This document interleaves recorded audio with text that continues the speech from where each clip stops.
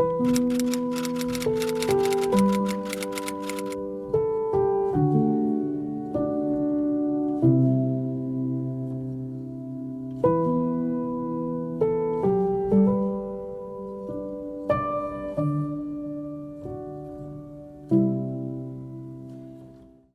I'm Cass and welcome to a brand new reading vlog. I have lots of things that I'm doing in this vlog that I think you all will be very, very excited about, as well as a very, very fun TBR for you guys. I have started the Live Ship Trader series and I actually have already finished Ship of Magic, so I'm in the middle of book 2. I have it on my phone. I do have the second book in a physical format coming in, as well as the third book, because that's how confident I am that I'm going to absolutely adore the rest of the series. But as for Mad Ship, which is book 2 that I'm in the middle of, I'm on chapter 22, which in the ebook that I am reading it on, page 1334 of 2300. So do with that information what you will. I can't wait to actually read it physically. I had brought this book on a work trip and absolutely flew through it, and begrudgingly borrowed the second book on Libby. I only say begrudgingly because I'm not a big fan of reading high fantasy on my phone. I prefer a physical copy. So reading on my phone wasn't like my favorite experience ever. However, seeing as I've already established connections with these characters and how this book ended meant that I needed the second book immediately. So I did what I must, I did what I had to, but I'm very excited to actually finish Mad Ship in the physical format because I don't think I'm going to read any more on my phone because it should be coming in today. If you don't know what the Live Ship Trader series is, it is part of the Elderlings world of Robin Hobb. This is the second trilogy. I did, much to many people's chagrin, skip the first series about Fitz. I read Assassin's Apprentice, wasn't my favorite. This has talking boats, you guys. You guys know how I feel about boats. I couldn't put it off any longer, and it was the perfect pirate book. In case you're wondering, I did give Ship of Magic 5 stars. We have so many characters and so many plots in this book, but essentially there are these live ships, which are live vessels that certain families have, and the catch is there always has to be a family member on board one of these ships for them to be able to actually, like, sail and be in the sea. And Athea, she thinks that she's the one that's going to inherit this ship when her father dies, and that's not the case. It goes to her sister and her sister's husband, who end up making very questionable and probably bad, not probably, very definitely bad decisions with this ship, which leaves Athea on this whole journey to kind of prove herself, to prove that she should have had control of this boat. And then we also have other characters such as Kenneth, who is determined to become king of the pirates. Hello, Luffy, we see you. A little bit more aggressive than Luffy. Very, very interesting character that Kenneth is. He is very charming and very disarming in a lot of ways, and very manipulative in ways that people don't immediately clue into. So it's been really interesting to see his story develop. And then we also have Wintro, who actually cannot catch a break. This poor boy. Oh my gosh, he cannot catch a break.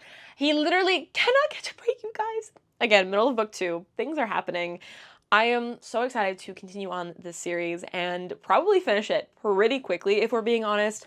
It is one of those books that you really can't put down. And I'm so glad that I didn't write off Robin Hobb after not loving Assassin's Apprentice. Talking boats, pirates, traders, literally it has just everything that I knew I would love and have absolutely adored. I love pirates. I love books set on boats. You give me talking boats, I'm like, yes. King of Red Lions much. I'm just absolutely here for this all the way. So I'm very excited to give you my play-by-play thoughts for the rest of Mad Ship, which is book 2. I do have book 3. I don't know how long this reading vlog will go for, and I don't know how much reading or how quickly I'll be reading. If you don't know, I'm a flight attendant, so when I'm working, I'm reading a lot because, you know, I have to pass the time somehow on the plane after service, so I tend to do a lot of reading, which is how I finish Ship of Magic so quickly.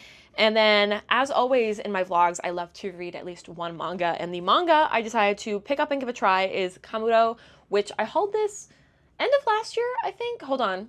First day of fall. I want to say this was my little, like, first day of fall treat to myself. That or something else. I don't remember exactly. But this is from the artists that worked on Legend of Zelda, which, as you can kind of tell, especially the back, it gives major Zelda vibes, and I'm here for it. We have this boy who was born as a demi-dragon, so he has the hand of a dragon, in this, I guess, big clan of dragons.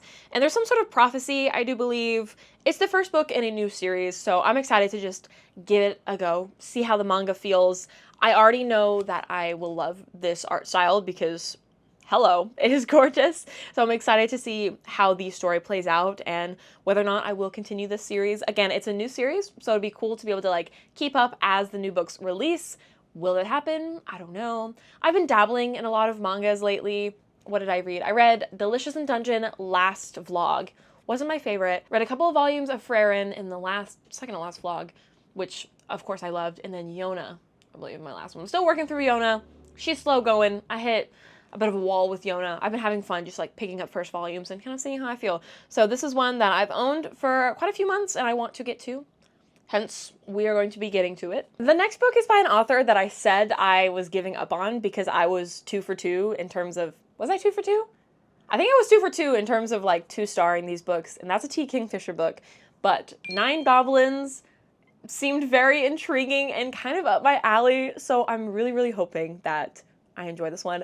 From what I understand, I believe this was previously published as a novella and then recently republished as like a full-length novel. I could be making that up, but I feel like that's something that I've seen, and it's basically about a goblin war. Seems interesting. My hold on Libby finally came in, so I thought it would be the perfect opportunity to read that, especially with flight attending. I always like having at least one book on my phone that I can grab, so that was the chosen one of the books on my phone. It says, no one exactly knows how the Goblin War began, but folks will tell you that goblins are stinking, slinking, filthy, sheep-stealing, hen-house raiding, obnoxious, rude, and violent.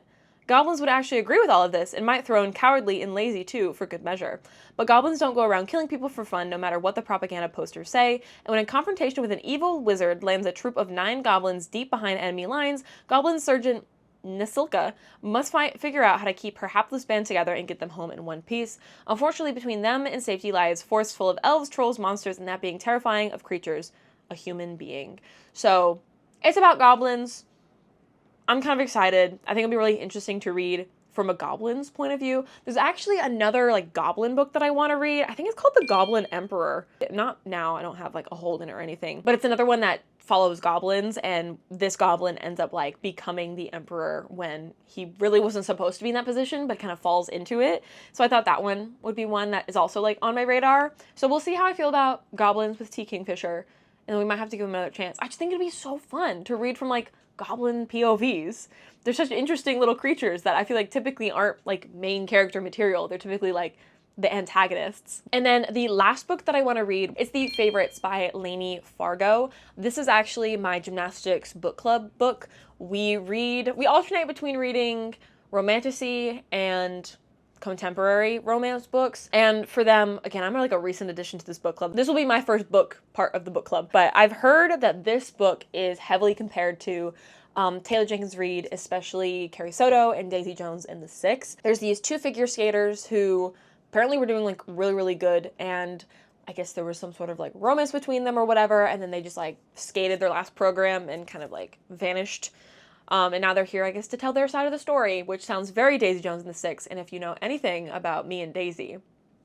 Read that in February, favorite book of February, absolutely adored it.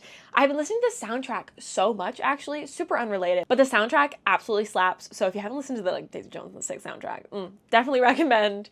I still haven't finished the TV show, but you guys know how I am with TV shows. They take forever for me to actually complete. I'm really, really excited about this TBR. I think we've got a good variety. I'm really excited that I think I will hopefully like all of these books. They seem all very much so up my alley, so fingers crossed on that. But I'm so excited. I have so many things that I'm doing. I got accepted into Weebcon as an artist, which will be my second ever artist alley, which is very, very exciting. Granted, I did only get a 2-week notice that I got accepted into this, and I also leave in 3 days to go to Texas, so yeah, that's not stressful in the slightest. I also will be dealing with these suckers behind me because my bookshelves have been a mess since I moved here. This was supposed to be just like a short-term lease, but I actually ended up extending my lease and I'll be here for another year, which is very exciting because I freaking hate moving. So I want to do a little like refresh of my space now that I know that I am staying in these bookshelves. They need to find their final form because they are somewhere in the early stages of their evolution. And they're a little ugly, okay? I keep buying books and just like shoving them on my shelf, very haphazardly, so I need to do heavy reorganization. So that will be coming. You may also see another gymnastics meet. I'm hoping to finish all of these books in this vlog, so I hope you're as excited as I am, and I will come back with you when I actually start reading.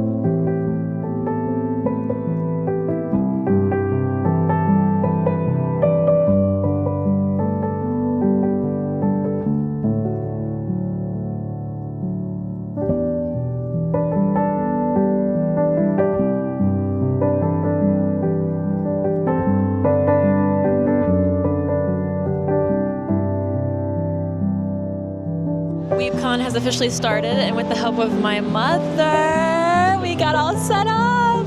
What is your review so far of an anime convention? Oh, I think it's interesting. She thinks it's interesting. I made her watch Freerun. I think that's the only anime experience she has. I liked it. And she liked it. Yes. She helped me set up, and she's gonna help me tear down because I have the best mom ever. I'm so excited! I have comments on your Instagram we posted it. I realized that I want those bookmarks. Oh, and okay. So your posts were like pretty chic, so it went all over there. Did you invite you? Well, because I thought it was in the back, but I just can't read the map, I guess, which is, ironic considering I draw them. I just can't read them. And you're doing cash? Okay, perfect. You're all set. Thank you. And are you doing cash as well? Yeah. Okay, we're just going to trade the 10 around. Okay, perfect. Thank y'all so much for stopping by. Have a good rest of your con. Char, Avatar, and The Hiccups map. Okay, perfect. double check your other maps, just make sure I'm not missing something here. Have you thought about doing Alagasia What's that from Aragon? The Immersion Cycle? It's on my list. I gotta get to Lord of the Rings before people kill me because I still haven't done Lord of the Rings. You don't have a Lord map, but like she kind of just doesn't have it on display. No, I'm so bad. A YouTube channel, and that's where you find the video tutorial for the dragon map Good, together. good. Okay, I'm so gonna it's need all that. in there for you. So much. Of course. And It's in there. It's just like hidden behind Thank everything. you so much. Of course. Take care. Do you need a receipt at all? No. Okay, perfect. There you are. Of course. Thanks for coming back.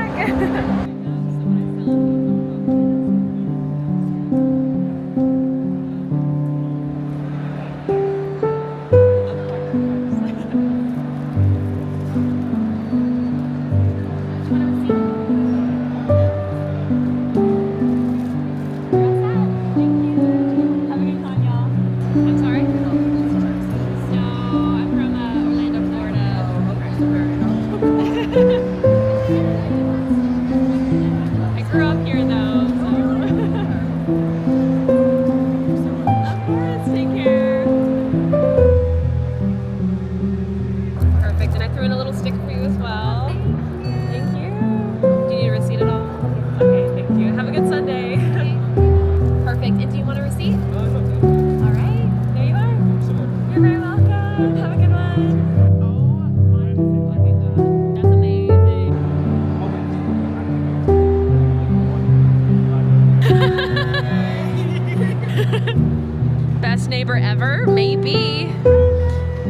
see. The video still.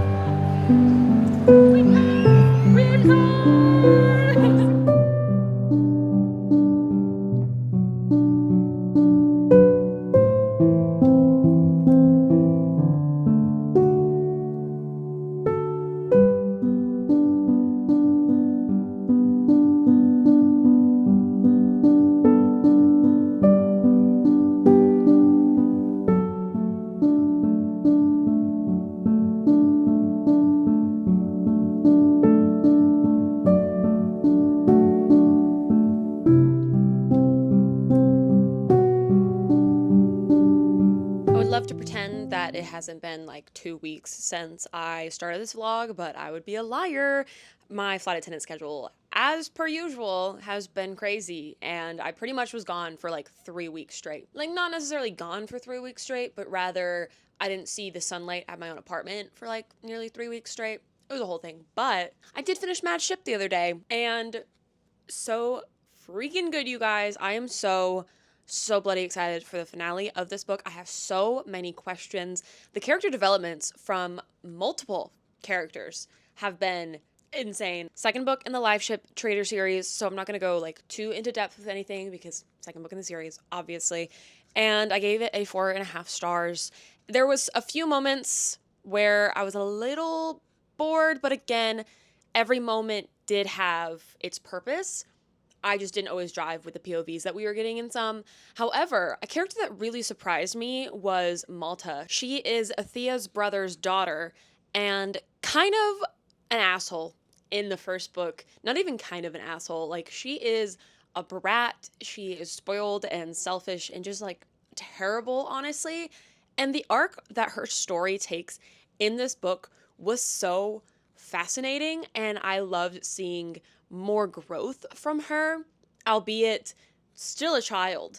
However, insane twist that I did not see coming with this development. The ending was insane. The epilogue, I have so many questions, and I cannot wait for them to be answered. There's some inklings as to what the live ships are and how they were created and the reality of them as well, which is kind of devastating, quite frankly, and I can't wait to see that explored more in the last book, which is Ship of Destiny. Very excited to get to that. Overall, a very stressful book, I would say. Very good, but very stressful. It really is one of those books that it's like, don't get too attached to anybody because their fate will break your heart. Wintro, okay, that's fine. Everything's fine. Everything's fine. Again, the character work in this book, phenomenal.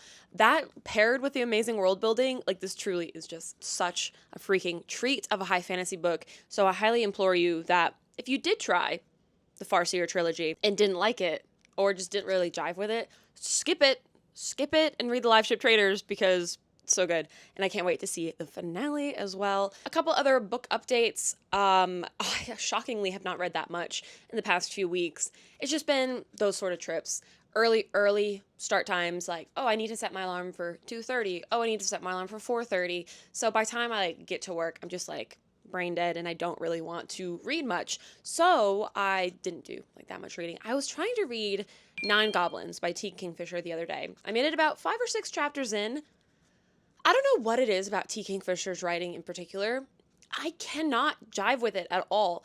And even though it's a novella, which, let me correct earlier me, it was published as a e-novella, and then it got a traditional paper publishing. It was not like a novella written into a full-length novel, but 5 or 6 chapters in, and I kind of DNF'd it, and I'm kind of, my hold on Libby is gone anyways, and there's like 5 or 6 people that were in line, and I was like, you know what? I'll just let them have it because I didn't jive with it. There's nothing in particular that I can say, like, I didn't like this particular thing about it. I just don't really jive with T. Kingfisher's writing, which it really sucks because that was like the third chance I was going to give her. But that's okay because you know what I did finish finally is The Eye of the Bedlam Bride, which is book 6 in the Dungeon Crawler Carl series. This is only relevant because I have been reading this since like August of last year and then proceeded to not touch it for months because it was probably my least favorite out of all of the DCC installments. I found the setting and the battle system, shall we say, kind of boring in a way. The environment was boring, and then the fighting style wasn't my favorite. It wasn't bad. Like, I enjoyed it, and I enjoyed more of the plot development as well as the world development. We got very, very big moments, and of course the ending was phenomenal. But the majority of the floor, I was like, kind of not vibing with this. And also, if you don't know, Dungeon Crawler Carl is basically like an intergalactic game show dungeon crawl where these humans were forced to participate in this dungeon crawl that is being streamed across the entire universe, and each book follows every single level. It is really good. Like, it's one of my favorite series as of late. Like, it's so fun, you guys. But I, the Bedlam Bride, was just not my favorite. I did start This Inevitable Ruin, and I'm already very, very excited. We're following the faction wars, which is like this big war between all these different like races, and there's a lot of juicy things that got set up in the last book for this book, so that's exciting. But I'm happy to report that I finally did make it through Eye of the Bedlam Bride, because the 8th book is actually coming out really soon, so I'd love to be on top of it during release. And also, my father has been giving me so much crap because I got him on this series. I got him the book for his birthday or for Christmas, I don't recall. And he basically flew through it. And then he did a reread. He was like, I have now lapped you. And I just couldn't let that stand. So I am finally glad to be back in the Dungeon Crawler Carl universe. I do listen to these exclusively via audiobook because it's the best experience, and Jim Hayes is a phenomenal narrator. And those are a couple of my reading updates. I am actually going to sit here and read Kamudo, which I am excited about. This is the manga of the vlog, shall we say. I'm really keen to see how the story starts, as well as appreciate the gorgeous art. So I'm going to be sitting here and reading that. But let me briefly talk about my art market, aka Weebcon. Oh my goodness, you guys, so fun. I love going to cons so much, and I need to apply for more, but it's kind of hard with like my flight attendant schedule and just everything else going on. But so fun. I made a bunch of money, which was really nice, but also I met so many amazing people. My parents actually came to support me, and they got to see me in action, which was really cool. It was a phenomenal experience, and I got to see a lot of my friends from Texas as well, because I ended up staying with my old dance team. We hung out, chatted, caught up. It was so great. But without further ado, I'm gonna get back to reading, because I haven't read a book in my house in quite some time. So I'm ready to just relax in my bed and read a book.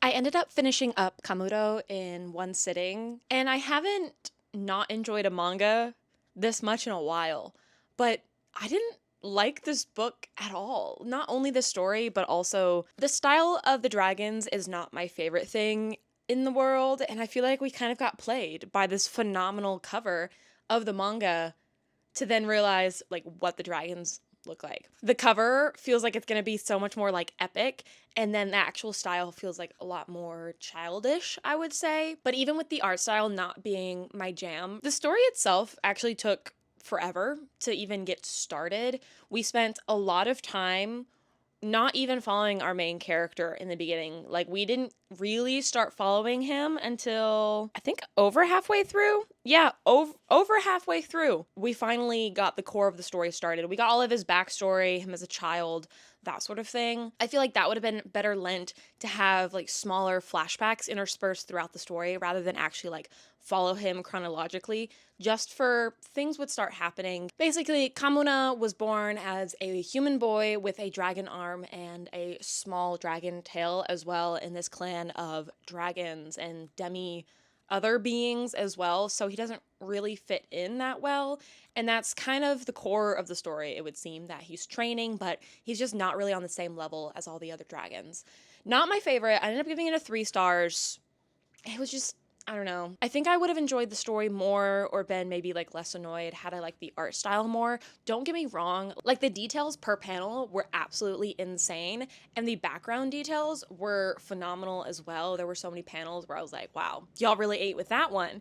However, the characters, I just don't like the character design. And seeing that it's a manga and that's like the thing you're staring at the entire time while reading the story just wasn't really for me. It is what it is though, and at least I read it. I haven't started the favorites yet, which will be my last book of the vlog, and I will probably start this in a little bit. I'm going to do actually a bookshelf reorganization though, because like I said in the beginning of this video, my bookshelves have been annoying me. I was talking to Katie last night, and I kept bringing up how annoyed I was because every time I read on my bed, I stare at my bookcases, and they just make me mad because they're really ugly right now.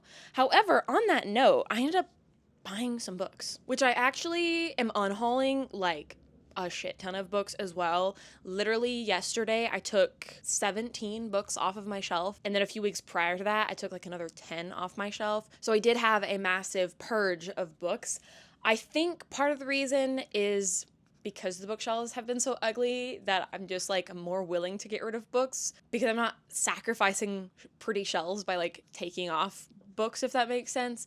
And also, I was supposed to move. I'm not anymore. And I took off the extenders, so my bookshelves have less room, less real estate, if you will. So I'm being a little bit more picky with my collection. And there's just a lot of books that I don't really feel any sort of way towards, or I have multiple copies and realize that maybe I don't need multiple copies anymore. I've been trying to like par down. I haven't bought that many books this year, all things considered, but let me actually haul the ones that I did just buy. The first one is a stage set for villains, which I'm really excited about. Actually, all 3 of these I bought for a 24-hour readathon I'm going to be filming very, very soon. So spoiler sneak peek of part of the TBR for that video. I actually will be returning this copy because it's actually really beat up. I don't know if you can tell, but there's like splotches all over it. And it's like, I don't know if it's sun damage or what it is, because I know red books can get really damaged if they're in the sun. I don't know how this book could have sat in the sun for an extended period of time to like damage it, but there's like random white splotches all over it, and the spine is partially ripped. And with the price of books these days, I really want them to come to me in the most pristine condition that they possibly can be in, if I'm gonna, spend the money on it. But anyways, this is a stage set for villains, which is a Caraval / One Dark Window dark fantasy, and I think it's a YA because our character is 18, and from what I understand, there's this game where a player can win immortality. It's a dark fantasy and not something I would typically reach for, but I found it to be a very, very intriguing concept, and also I felt like it would be a really good book for a 24-hour readathon. It feels like it's going to be, fast-paced, high stakes, a little bit of romance as well. Jennifer L. Armentrout blurbs it, which does not give me the utmost amount of faith in this book.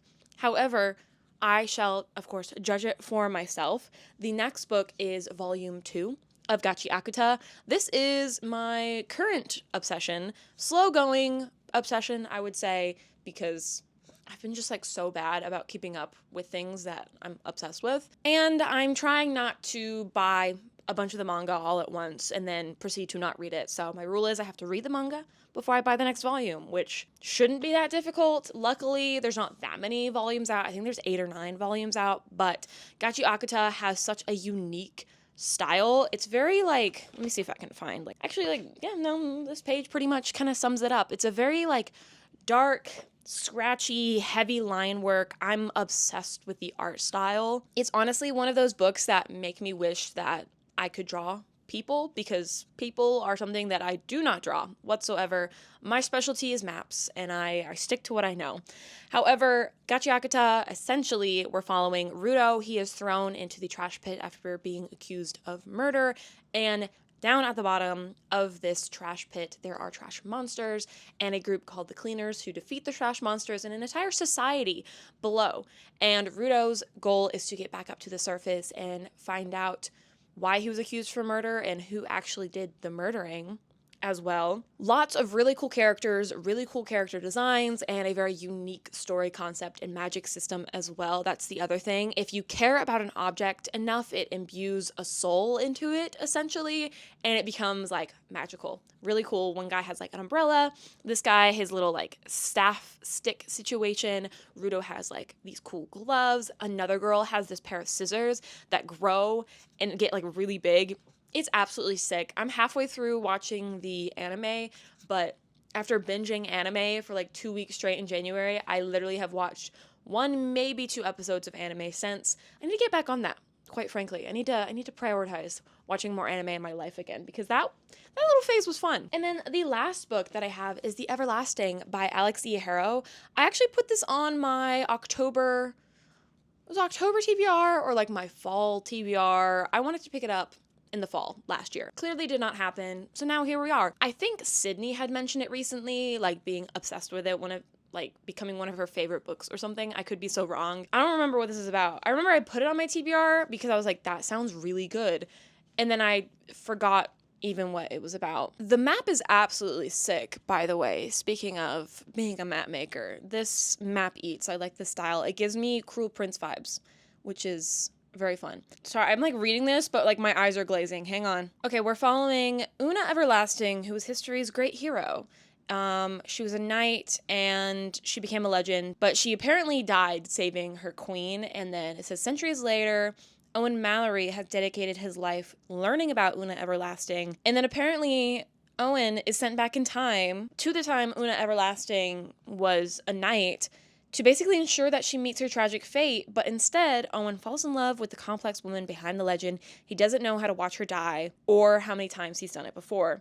So it's a bit of a time travel romance with a knight. It's actually starting to click why I put this book on my TBR. Also, the cover design is absolutely phenomenal. I love these flowers as well. But like I said, I did have this on my TBR for quite some time, so I'm excited to get to it very, very soon here. I'm so excited for a 24-hour readathon. And here's a little sneak peek at the haul and the TBR. I've been really wanting to prioritize making like a little bit more of a YouTube return. I've really been posting like here and there, but my goal, I said this last year too, but that was like October where I was like, I'm going to post for the rest of the year, and then I proceeded to not. But I really, really want to prioritize returning to YouTube because this brings me so much joy. I love obviously talking about books with y'all, and I love getting to document and look back on my life. And it's weird to have chunks of time where these things like aren't documented. So yeah, I'm excited to hopefully be able to prioritize YouTube more. I'm at a weird spot with my life, I would say. I was really pushing hard with my business and switching from commission-based to actually like selling in person and selling online. And I'm not burnt out from that. However, being back to working full-time as a flight attendant has definitely taken a toll on my work-life balance, I would say. I feel like extra guilty when I don't get things done. And there's been a lot of days of like ADHD paralysis where I have too much to do and yet I can't start any of it. And then I just like sit there and do nothing and then feel guilty about the fact that I did nothing. So I'm really trying to find that balance, do what brings me joy. And now that I don't have to prioritize art for income because I have my income from my flight attending, I'm trying to have that be something that's okay, taking the pressure off and hopefully not feeling guilty about not working. Yeah, I'm just at a weird spot. I wanted to vent a little, but oh, wait, no, I have one more reading update for you. I am on chapter 72 of This Inevitable Ruin by Matt Nideman, aka Dungeon Crawler 7, aka the last book before I'm caught up. I am 3 hours and 6 minutes from the end of being caught up, and then book 8 does come out, and I will be listening to that when it comes out, obviously. However, so much is happening with this book. I am enjoying this book way more than book 6. I think I mentioned earlier that book 6 I found to be a very boring setting, as well as the magic and the fighting situations, like not really being my favorite setup of any of the levels. But this level is the faction wars. And if you know anything from reading like the earlier books, they talk a lot about the faction wars. However, due to Carl, things are way, way higher stakes. Things are not perhaps what many people expected going into the faction wars, and this book is the book that we've gotten the most amount of outside the dungeon world development. The Syndicate, as in like pretty much like the universe is ruled by the Syndicate, and I guess it's called the Syndicate as well. I don't know, doesn't matter. What does matter though are all of these different like groups of people, right? They all have their different leaders, and a lot of them are competing in these faction wars, and Carl has upped the stakes, let me tell you.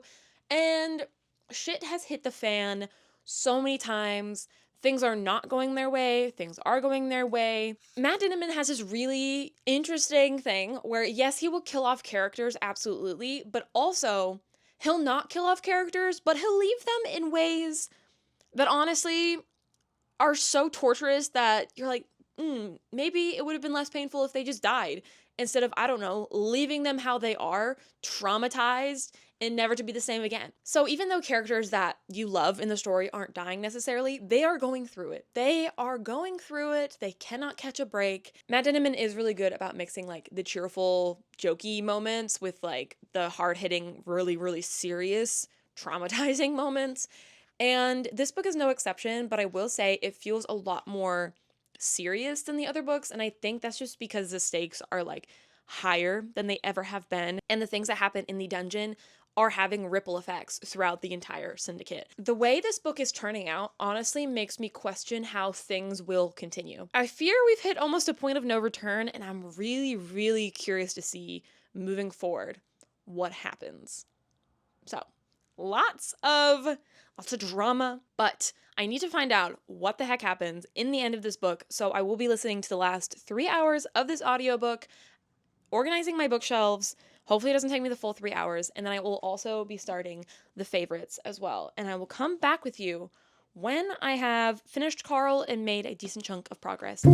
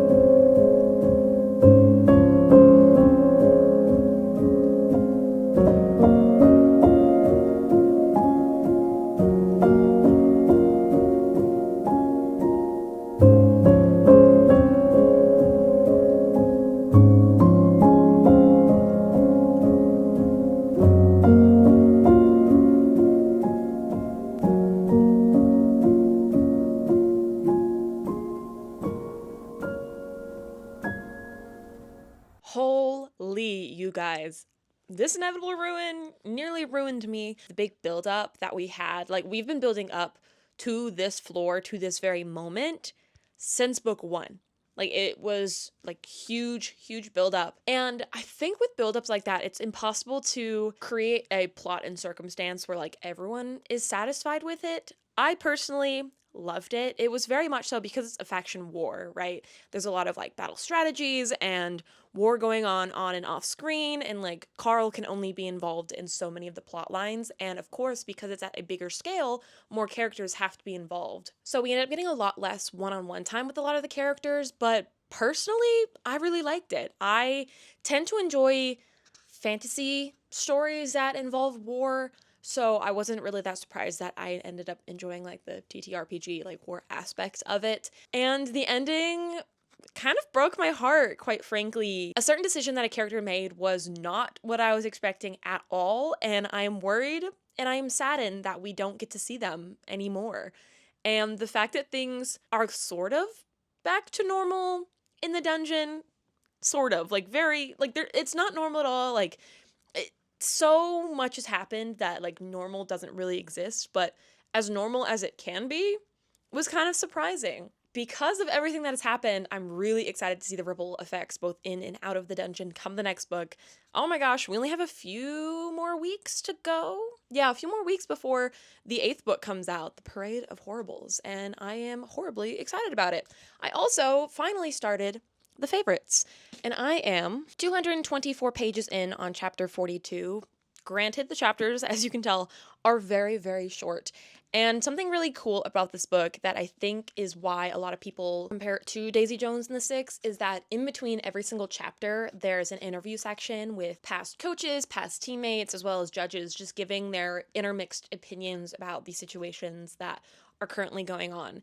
And in this book, I don't remember how much I talked about what this book is about, but we're following Heath and Kat, and they're both figure skaters. Kat is very, very ambitious about winning the Olympic gold and chasing her dreams, and it's kind of established that the relationship between Heath and Kat is that Kat wants to become a world-renowned figure skater, and Heath loves Kat and is willing to do kind of anything for Kat, and that is the early chunk of this book before big drama ensues, and their relationship is very much so tested, and a wedge has kind of been driven between them. I find this book so fascinating. I love sports books. I love them so much. Please give me all the sport book recommendations. They don't even need romance, guys. I love reading about the sports world, especially because I grew up as a competitive gymnast, and this was very much so in the in-between phases of how competitive sports were treated, where there weren't that many restrictions about how coaches were expected to train athletes. This takes place between the late 90s and the early 2000s so far with the timeline, and during that point in time, very much so drama in all of the sports, and figure skating clearly is no exception. Honestly, I don't know much about the figure skating world, shockingly. I don't know what it is about figure skating, but I never really connected with their discipline per se. I would occasionally try to sit and watch a routine, but they didn't really captivate me. Like, obviously what they're doing is very, very impressive, but the dance style didn't captivate me as much as watching a lyrical routine or watching a competitive gymnast's floor routine. Didn't really captivate me until Alyssa Liu's gold routine this past Olympics. I have probably rewatched that routine 5 to 10 times. It just brings me so much joy to see someone skating for herself and reclaiming a love for her sport, which is exactly what I'm doing this year, which is really fun. Anyways, all that aside, it is really fun to read about the juicy drama, but then it also sobers me up sometimes when I think about the fact that children actually went through things like this, the abuse, the manipulation, the paparazzi, all of the drama that is so fun to read about in a fictional setting. It truly sobers me up when I'm athletes actually went through this as children.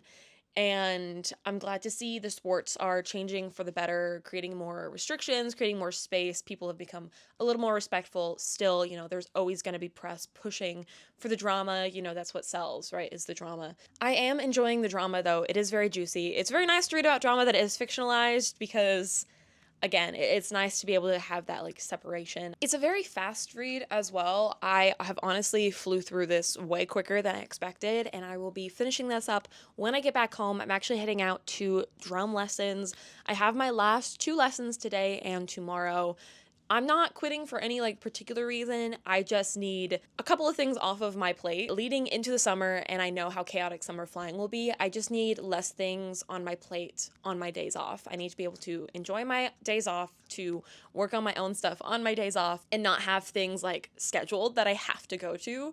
I need a sense of freedom and flexibility that my flight attending job does not give me, and I want to kind of reclaim that on my days off. So we're taking a pause from the drums, but I'm really sad because I love drums so much, and I'm really sad that I can't practice on a real kit until probably after the summer. Who knows, I may cave and change my mind and like re-sign up for classes, but I am going to finish the favorites when I get back, and I will wrap up this vlog. However, the last little bit of B-roll, speaking of sports, is going to be my nationals gymnastics competition. I went to Birmingham, Alabama, a very exciting location for nationals, of course, with 2 of my teammates. It was a very interesting experience, let me just put it that way, mostly because none of us really wanted to go. Like, we were excited, but we weren't. It was a 9-hour drive that we all had to take. I had come off of a busy week of flying. I was tired. And one of the last things I wanted to do was gymnastics. I really just wanted to like curl up and sleep. However, I also learned like the day before that apparently nationals has like prelims and then finals. Didn't know anything about that. And finals was at like 8 o'clock in the morning. And I was like, well, good thing I'm not making it to finals. And then I proceeded to make it to finals in 3 out of the 4 events. Beam is still my mortal enemy. It's a lifetime of hatred, okay? It's not gonna go away in 6 months. I then proceeded to become NAIGC national champion in Excel Platinum on vault, bars, and floor, which was not supposed to happen. Please enjoy my NAIGC Nationals Championship, and then I will come back with you with my final thoughts on the favorites, as well as wrap up this vlog.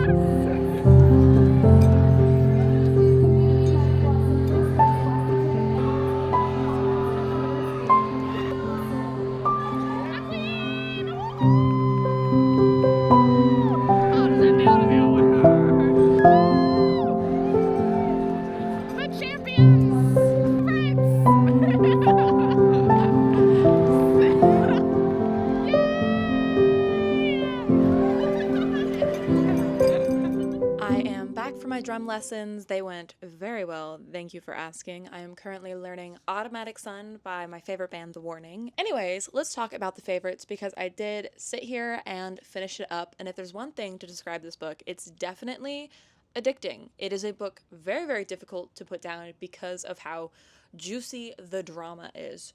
So much so that it almost became too much, and characters started acting in ways that I didn't really expect, nor did I truly feel like those characters would have made those actions. I feel like in the beginning when we're introduced to Heath and Kat, we can both tell that they're both deeply flawed individuals, but in their own ways, and that is in part due to their upbringing and the situation that they were in. It honestly could not be helped. However, as they grow up and enter their early 20s, they continue to make very questionable decisions, and the drama, while fun in the first 3/4 of the book, ramped up to an entirely new level near the end, and the way our characters got left off, not my favorite. The ending didn't completely ruin my enjoyment of the favorites per se. However, it just wasn't a super satisfying conclusion for me because of, I don't know, it just felt like a weird plot point to suddenly bring up to then leave these characters in the situation that they were in, if that makes sense. I don't know if that makes sense. However, the first 3/4 of the book, I felt like the juiciness, the drama, it was very, very addicting, and I just did not want to put this book down. Even during the moments where I wasn't super hype about certain plot points, I enjoyed it. So a solid 4.25 for the favorites, and kudos to one of my gymnastics teammates for picking this for our gymnastics book club. I'm excited to yap about it, although from what I understand, the book may be discussed, but it's mostly an excuse to just like go out for the evening, which who am I to complain about that? Let me go ahead and wrap up the rest of the books that I did read in this vlog. Kamuro, we gave a 3 stars. Art style wasn't my favorite, but it was the manga of the vlog, and we learned that we will not be continuing on said manga. Mad Ship, the second book in the Live Ship Trader series. Stellar, 4.5, 4.75. Very high 4-star rating. I don't remember exactly what I gave it. However, cannot wait for the conclusion of the Live Ship Trader series. That will be happening very, very soon, let me tell you, because I'm not sure how much longer I can wait without figuring out the conclusion and the finale for this series, as well as finishing Carl Book 6 and Carl Book 7. So happy to be finally caught up, although sad. Honestly, I was so wrapped up in catching up to my father for he could stop poking fun at me that I forgot that I was like, oh, like this is all the Carl content that I have as of now. However, with the 8th book release being just around the corner, I think that's also helping with my Carl grief of being caught up with the series. But I enjoyed one more than the other, and we've kind of covered that. This Inevitable Ruin, stellar, loved the drama and the high stakes. Cannot wait to see where it continues, and I'm just happy to be done with book 6, quite frankly. That officially wraps up this vlog. I really hope that you enjoyed. As always, I love when I get to make vlogs for you guys, and I'm so happy that I have the next few days off and I will be filming a 24-hour readathon. I'm so excited. It's been so bloody long since I've done a little readathon challenge video, so very, very excited about that. Excited for the TBR for that as well, and to just spend some time doing nothing but reading, because sitting here and reading this today, phenomenal experience, quite frankly. I was like, actually, I love reading, and I love being able to read at home, and I should do that more often. Thank you so much for watching. Please let me know what y'all have been reading. I feel like I've been living under a rock a little bit when it comes to new releases, as well as what's like trending. So let me know any of your current reads that you're enjoying, and thank you again for watching, and I hope to see you in my next one. Toodles!